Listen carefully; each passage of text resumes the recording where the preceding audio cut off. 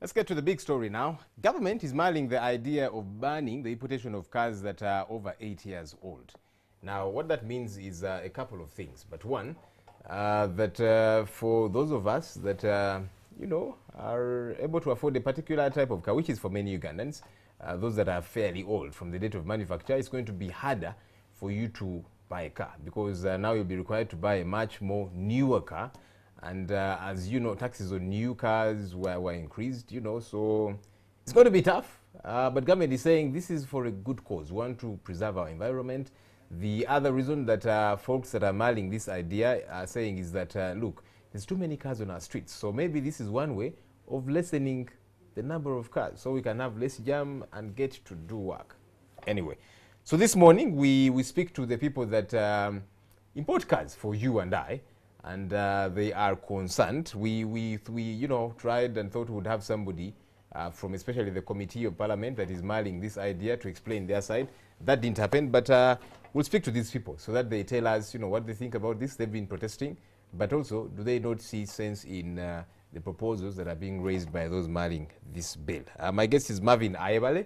He is the Secretary General of Associated Motor Dealers. Good morning. Hi, Joel. How are you doing? Very well, thank you. I don't know if you are well, given that this is coming up. What's your understanding of the proposal for this bill that they would like to amend? What do you folks, Associated Motor Dealers, what have you grasped out of it? Well, the Traffic and Road Safety Act amendment, the Traffic and Road Safety Act 1998 Amendment Bill 2018 typically will affect the motor industry in from two major angles. One, there is a proposed ban on importation of motor vehicles above 8 years, and then two, there's still a proposed ban on importation of vehicles below 6 ton gross weight. This now covers the category of pickups, what we call the elves, the canters, basically the commercial, smaller sized vehicles. Those are the two major issues that we actually have an issue with in this proposed amendment. Tell me, you're the technical people. A car that's 10 years from the date of manufacture, let's say this car was manufactured in 2008, yeah? What's that car like on our roads? Joel, the first... Give me your objective view. Because now that's one of, if I understand this very well, that's one of those that have been banned, right? A 2008 car, yes, shouldn't make it. Actually, technically, we need to get to understand what government is proposing. When they say 8 years from the date of manufacture, technical interpretation is that this car should actually be 7 years. So as of today, let's say 25th April, you can only import a car 25th, as of date of manufacture, 25th April 2011. That in itself is a 7-year car. It's actually not an 8-year car. Let me be sure I'm getting this right, yes, and our viewers too. Are they saying that you cannot import a car that was manufactured, okay, going by that, but let's stick to the 8, just so we don't confuse people. Yeah. That in this case was manufactured 2010, even though it has not hit the road yet? Or are they saying that a car that's been on the road for 8 years plus? Because many of the cars that we bring in really, they are reconditioned. We call them new here, but they've done some work, really, wherever else, China and so on, Japan. It's just that their roads are good.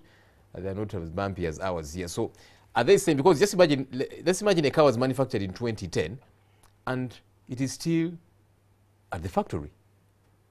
It's not hit the road yet. Are they saying that one cannot come into because it's brand new?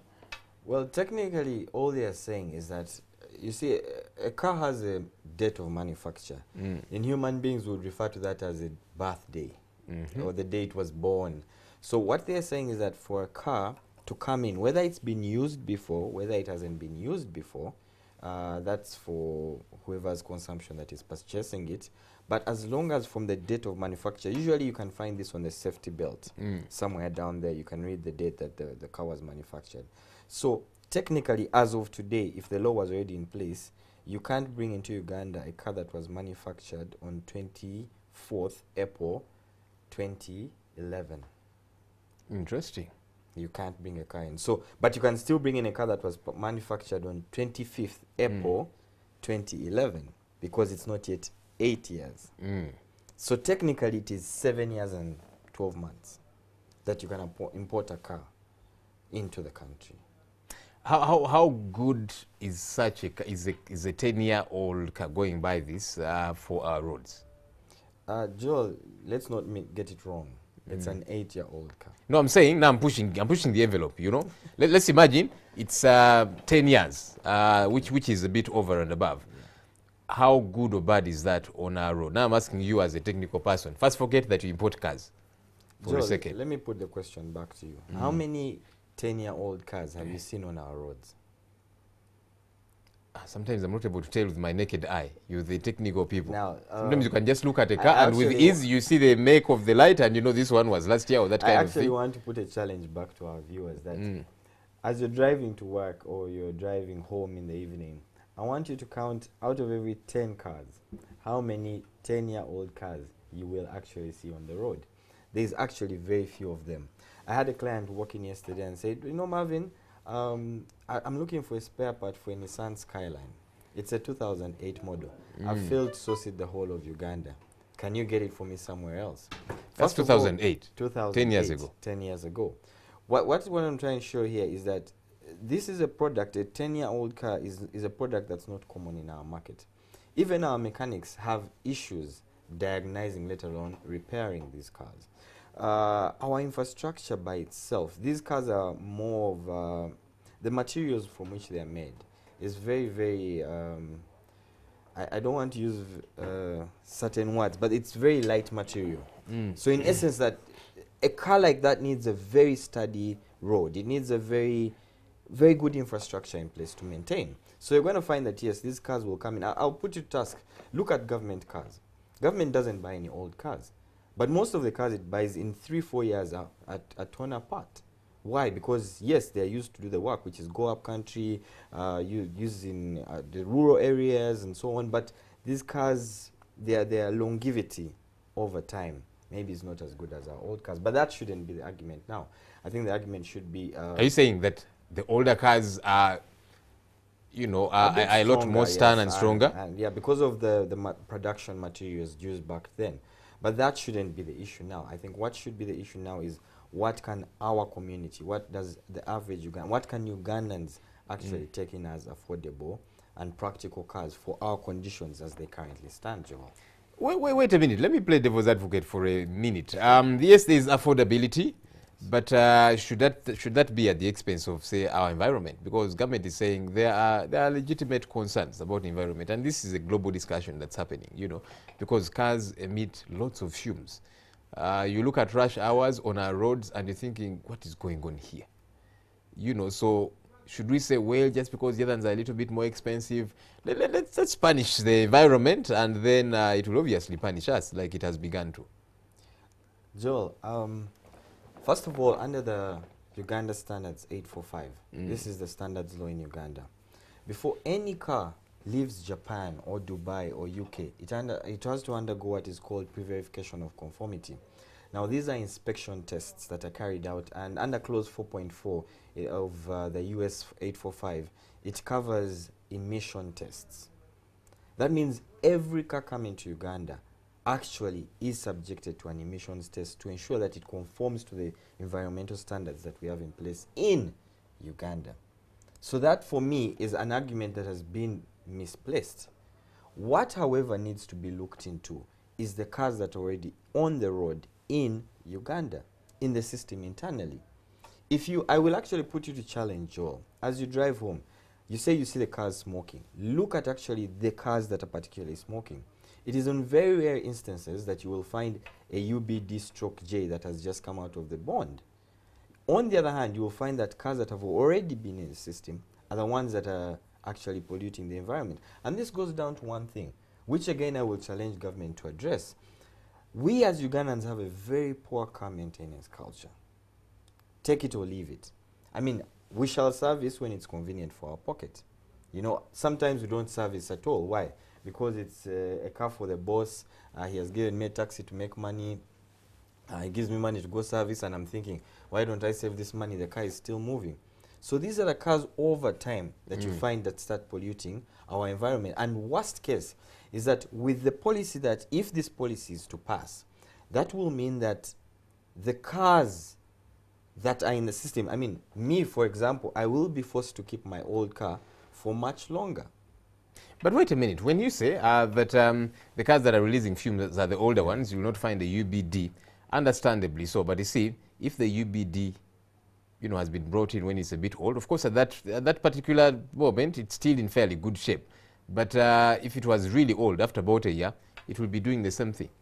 That goes back to what I was saying earlier, Joel.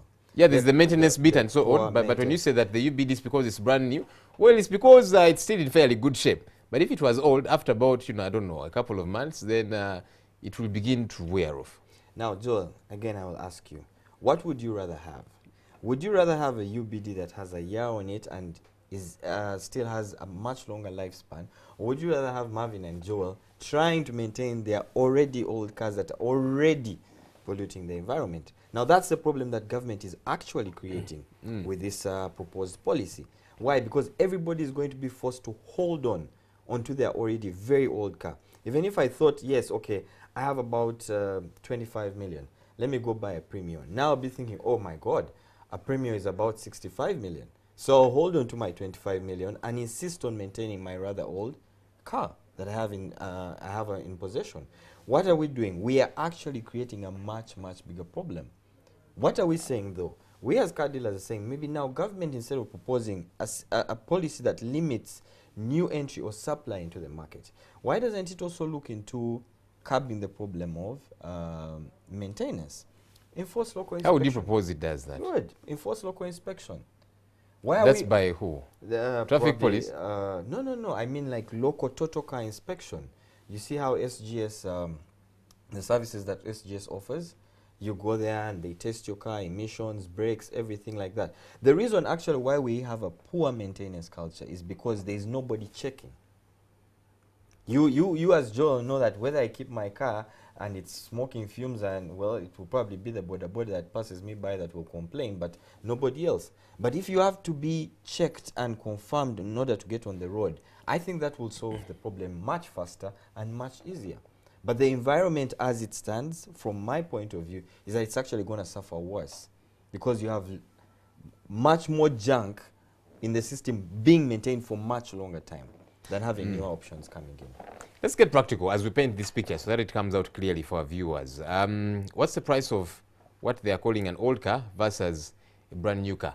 Let's use what car? What's one of the most sought after cars? So that we paint a very clear image. Look for an average, you know, price, not the price of your particular farm, but an average one. We want to paint a picture, compare the old and the new, then we can make a case. All right, I'm going to give you a couple of examples, Joe.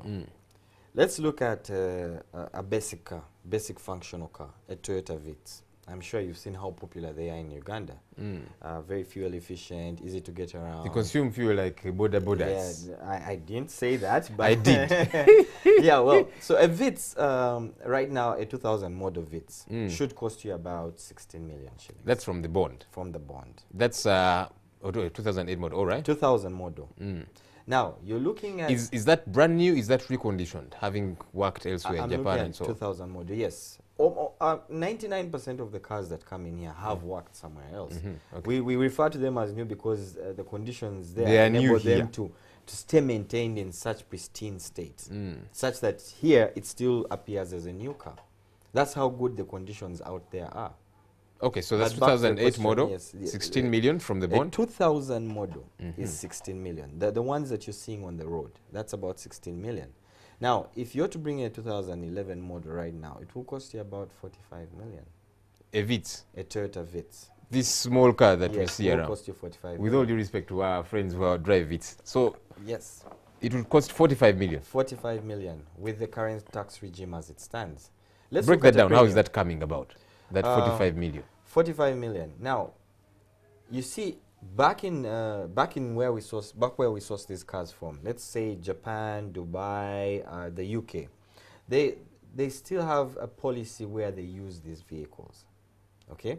Now, you're finding Marvin and Joel, who's trying to buy these cars and bring them to Uganda, competing with somebody in Japan for this very same vehicle.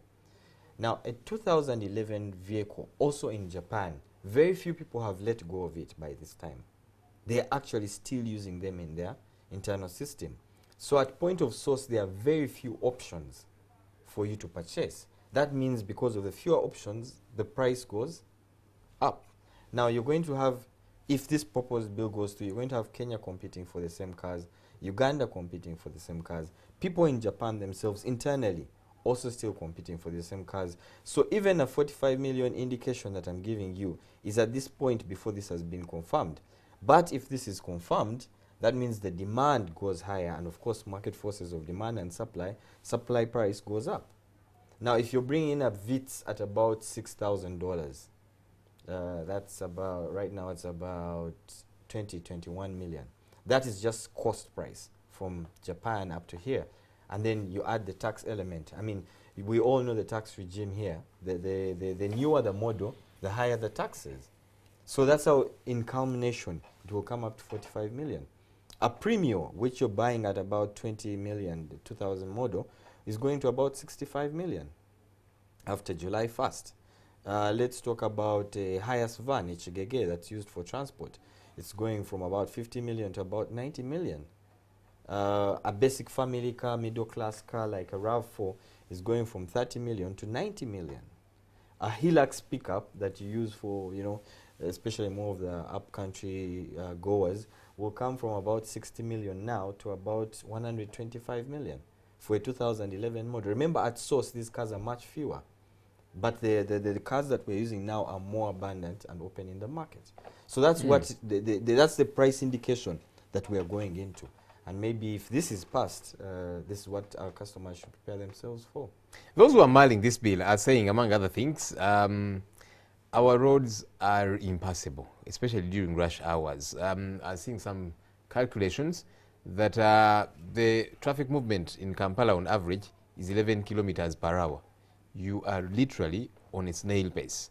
And so government is saying, you know what, we need to tackle this traffic jam thing, you know, and maybe this is one of the options, that there gets to be fewer cars, because the more expensive the cars, then only those who really need cars and perhaps can afford that amount will get them, and that means there's going to be fewer cars on our roads. Does that make sense to you? Do you not see sense in that from the side of government, saying this traffic jam conundrum is beyond our reach, but let's find certain remedies? Joe, let me throw that back to you. Do you see sense in that?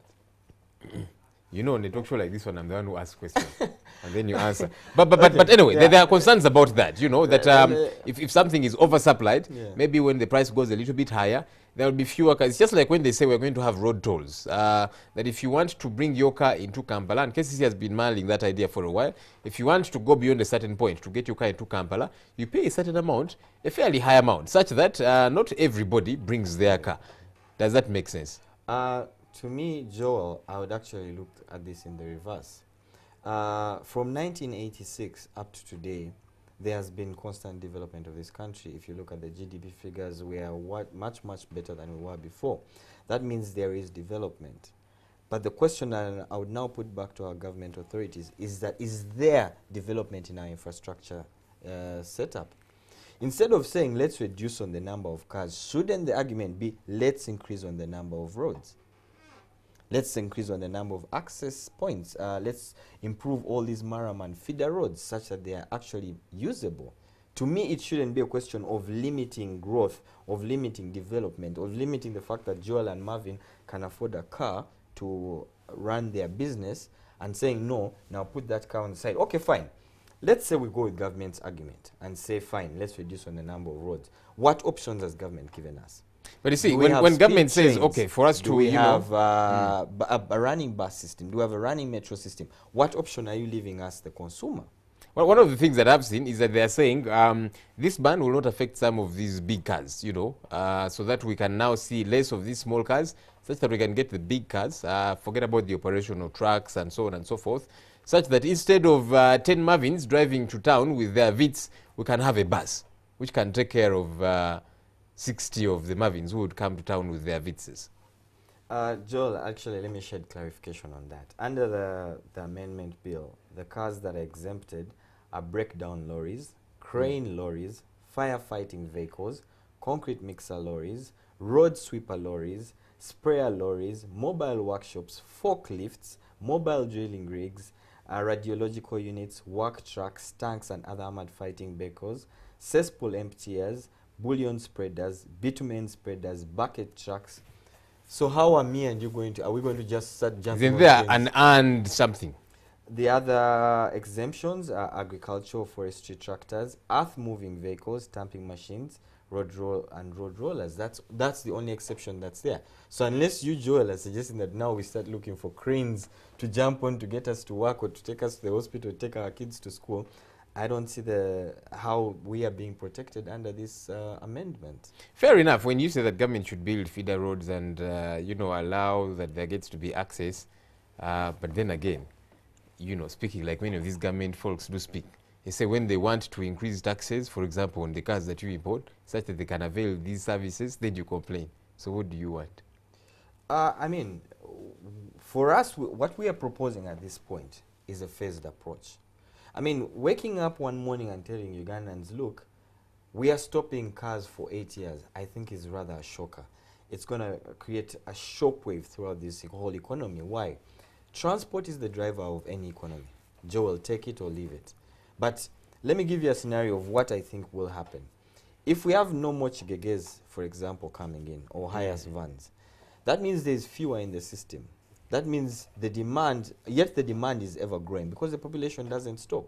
So you're going to find the cost of transport going up in all sectors, agriculture, construction, daily mobility, in all aspects of the economy. Everything is going to shoot up. Why? Because there is no fundamental, which is transport. We are only relying on the old ones that are already in the system. So what are we saying? Because of the multiplier effects that might arise, we are proposing to government, look, let's do this in a phased manner, okay? Let's look at the private user vehicles that Marvin and Joel used to get to work, used to take their kids to school. Why don't you put a 15-year ban on that? A 15-year threshold, actually, on that. What are we saying? 2018 minus 15 is a 2003 car. If you actually look at the cars on the road, a big number of them, or what we have in the bonds, you will find that most of them are 2003 model. This popular Premio that you're seeing, the one they call new model, that's a 2003 model car. So are you suggesting 15 years because it's to you guys' advantage, that's what you have in the bond, or is that what's plausible? Both of your points are actually very right. It's actually a very plausible idea, and two, that's what... also, let's look at the affordability question. Let's not forget that policies should be made to make life easier and better for the consumers, who is the general public. How many people can actually afford these 2011 cars? I mean, walk into the bond. I could invite you to come visit my bond. I don't have cars above 2006. Why? Because that's what the customers can afford. That's what they want. I mean, even this Vitz that we are selling 16 million, Joe, we actually sell it on credit. And by credit, I mean interest-free credit. Joel comes in, says, hey, listen, I have 10 million. I earn so much. So give me 6 months. Every month I give you 1 million.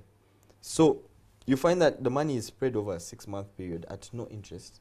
And I mean, even if you make a profit of 1 million or whatever it is, you have to wait for after 6 months to get that money, because that's what the client can actually afford.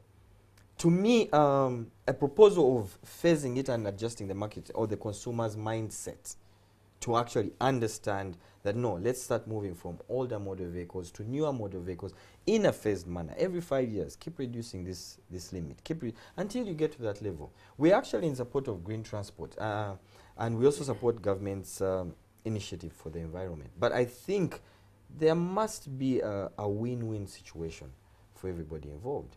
I mean, look at the jobs that are going to be lost. Directly in our sector, we're talking clearing agents, we're talking the car importers themselves, we are talking bond operators, because practically every bond in this country is going to shut down.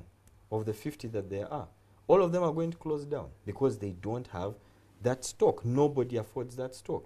And I mean, take a walk down to Chatter or Coin. You will see 2011 cars that have been there for about 15 months. Why? Because there is nobody to buy them. Nobody can afford them. Let me ask a very off-balance Yes. question, a cocky question if you like, but you know, just so we can make sense out of all of this. Must everybody drive?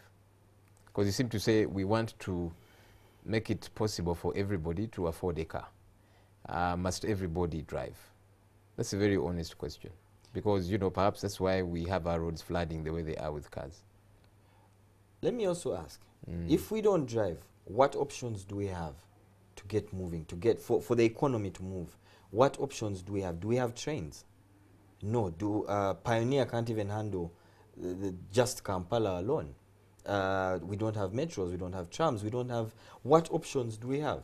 So you find that because there are no options in place at this point in time, everybody who's at least at a certain level of income will say, okay, fine, let me create the convenience for myself. I think the question now goes back to government. What mass transportation systems or policies do we have in place? Put in place trains, put in place trams. Like, coincidentally, I was listening to an interview from Minister of Environment, Madam, she's called Mary Goretti Chitutu. And so somebody, an interviewer asked her, okay, so what options are you leaving for the masses? She says, well, let them go and take the speed trains. And somebody's like, which speed trains? No, okay, then let them use bicycles. So unless you're saying no, let the masses resort to using bicycles, because at this point in time, there is no mass transportation policies or structures in place. So back to your question, yes, maybe everyone shouldn't drive, maybe, but what options do we have in place at this point? Put the options in place and then say, no, now that these options are in place, then let not everybody drive. Are you folks seriously engaging government and raising these points to them, away from, say, talk shows like this, social media and the like, you know, so that, because they are a part of this country as well, they, to these policymakers, buy cars for themselves, for their relatives, or whatever the case might be. Are you having cogent discussions with them and pointing out these issues to them? When this actually issue came to our attention, it was at parliamentary level. And we are actually meeting the select committee on parliament handling this issue today at 10 o'clock. So we will be engaging them on this. But coincidentally, yesterday I was at parliament and I decided to just take a walk into the parking lot of parliament just to get a feel of, okay, what are the legislators having in their hands? What are they actually driving? You will be shocked, Joel. Shocked me, because we recently gave them 130 million to buy new cars. Well, I'll just ask you to take a walk by yourself. It's just next year. But these guys are actually driving ordinary level cars that we are driving as well.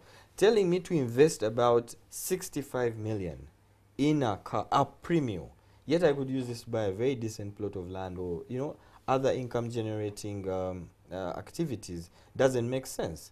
So even the legislators, we hope, we are optimistic that they will listen to our case, but even they themselves don't see the case, the point in avoiding some of these very expensive cars. Even if you are to do a bank loan, let's talk about, again, play devil's advocate and say, well, the banks can finance people. Uganda, right now, the per annum interest rate is about 20%. So if I was to try to buy the 45 million VITs, over a 5-year, 45 million times 20% is about 9 million shillings. If I was to get a 5-year loan tenure for this car, that should be 9 times 5, that's 45 million in interest. So a VITs primarily should cost me about 90 million shillings. Honestly, do you think I will be going to the bank to get that facility? So all these are things that government needs to work on in the short term and middle term, such that we find a compromising win-win situation for all parties concerned. How are other countries doing it? Those at our level or thereabout? It's good to benchmark sometimes. Let's talk about first world countries. For instance, the US doesn't have an importation ban. Neither does... The US is not at our level. I'm starting from the top. I'm starting from the top. I'm starting from the top coming down. The US doesn't have an importation ban. The UK does not have an importation ban. Let's come down to our level. Let's look at just within the EA region, East Africa region. Kenya, yes, has an 8-year limit. But as I've explained before, Kenya's GDP is 50.53 billion USD. This is World Bank 2016 statistics. Uganda's GDP at that point in time was 25.3 billion USD. The per capita income, GDP per capita, in Kenya at that very same time was 1,455.4 US dollars. Uganda's at that point in time was 580.4. That means each citizen in Kenya has 3 times you and my spending capability. So if Kenya did it, why can't we did it? As this. That's a very good one. I mean, it's a very good question, because let's say you're the manager. Let's say we work for a company called East Africa, okay? And you're a manager, and I'm maybe a sales executive, okay? If my manager, who, let's look at GDP as your salary, who earns 7.5 million every month, drives a Land Cruiser Prado, and I as a sales executive earn, let's say 2.5 million.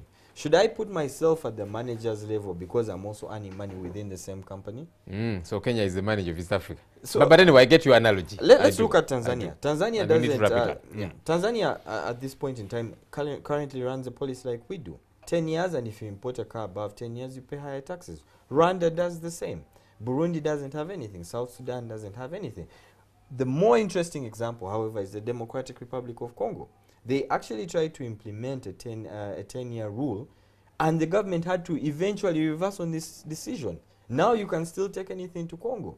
Why? Because it was not sustainable. Why don't we benchmark, learn from these, and avoid the same mistakes, Joel? Well, the engagement continues. Hopefully you folks will continuously engage the policymakers, and something plausible is come to at the end of it all. I would like to in 30 seconds. Because we would like to hear from the public. What do you think? Do you think that you can afford these cars at these prices? Because the public also has to tell us their opinion. Maybe just as a closing remark, I would like to challenge our viewers out there. As you drive home, as you go to work, let's do a 10-car challenge. Let's actually call it a 10-car challenge. For every 10 cars you see, try and count how many cars are below 2,000 or are within the 8-year limit. And out of that, then you can make your own opinion on this whole subject. Well, hopefully they're as technical as you are, that they can just look at a car and tell the year of manufacture. Minus but government, I do hear you. I think this embassies. engagement should continue, because many Ugandan cannot quite afford what this proposal is, even though you get to see the point of the proposal movers saying we need to protect our environment, traffic jam. But anyway, a middle ground perhaps at the end of the day. Marvin Nayabale, thank you for talking to us. Definitely was a pleasure, Joel. Well, that's it for the big story. Thank you for joining us. My name is Joel Senyonyi. Good morning.